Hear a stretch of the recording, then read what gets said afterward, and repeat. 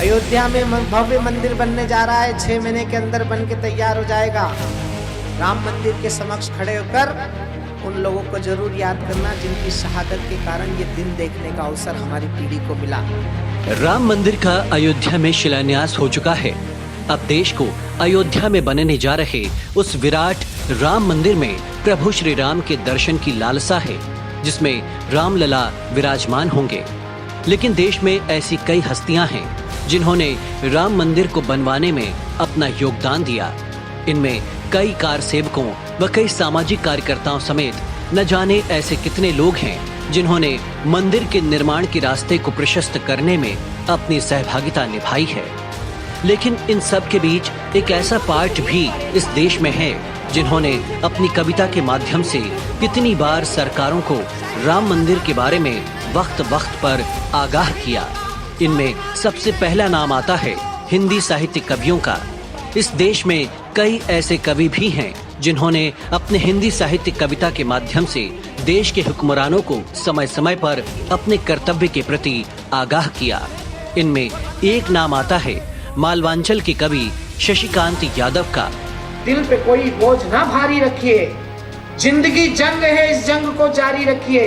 कितने दिन जिंदा रहे इसको ना गिनिए साहिब, किस तरह जिंदा रहे इसकी शुमारी रखिए। हम कितने साल जिए इस भारतवर्ष में वो कोई महत्वपूर्ण नहीं होता है, लेकिन हम कैसे जिए ये जरूर महत्वपूर्ण होता है। इसीलिए इस देश में 80 साल के जीवन की कोई चर्चा नहीं करता, लेकिन 23 साल के भगत सिंह के जीवन की इसलिए चर्चा की जाती है कि उन्होंने 23 वर्ष की उम्र में भारत माता के लिए फांसी के फंदे को चूमना कबूल किया था। शशिकांत यादव का जन्म देवास में मध्यम वर्गीय परिवार में 24 अप्रैल 1973 को हुआ।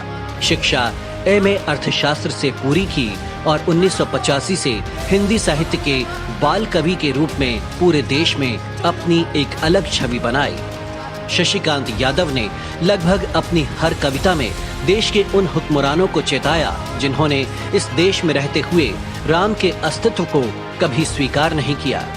यादव की कविता क्रांति राम मंदिर के लिए लगातार जारी रही। उन्होंने 2 बार गणतंत्र दिवस के मौके पर लाल किले से भी कवि सम्मेलन में काव्य पाठ किया और देश को अपनी एक अलग पहचान बताई। कि हम और अब के जुबान खोली कुर्सी वालों, आपने तो राम की कसम है जुबान खींच लेंगे हम। अब के जुबान खोली आपने कि तात ने दिया वचन खुद को किया हवन। माता पितृ भक्त श्री राम को प्रणाम है। शबरी के जूटे बेर अहिल्या को मिली खैर। ऐसे भक्त और भगवान को प्रणाम है। वो जहाँ जन्म लिया भगवान श्री राम जी ने। शशिकांत यादव एक ऐसे कवि जो राष्ट्रीय स्वयंसेवक संघ से नाता रखते हैं, लेकिन जब समय भारतीय जनता पार्टी की सरकार का आया तब उन्होंने अपनी कविता के माध्यम से अपनी सरकार को भी राम मंदिर के निर्माण के बारे में अपनी कविता के माध्यम से चेताया। शशिकांत यादव देश के उन कवियों में शुमार हैं जिन्होंने अपनी कवि कलाओं को कभी सरकार के गोद में नहीं रखा। इसीलिए उन्हें 1989 में स्वर्गीय राजा लाखे श्रेष्ठ बाल कवि सम्मान, राजकवि झोंकरकर सम्मान, अवध गौरव सम्मान जैसे कई सम्मानों से अलंकृत किया गया। शशिकांत यादव एक ऐसे कवि हैं जिन्होंने कई राष्ट्रीय टीवी चैनलों पर अपनी कविताओं के माध्यम से पूरे देश को अपनी सोच से अवगत कराया। अब समय है कि अयोध्या में राम मंदिर बनने का, जिसमें हिंदी साहित्य कवियों का योगदान था, उनमें एक नाम था शशिकांत यादव का।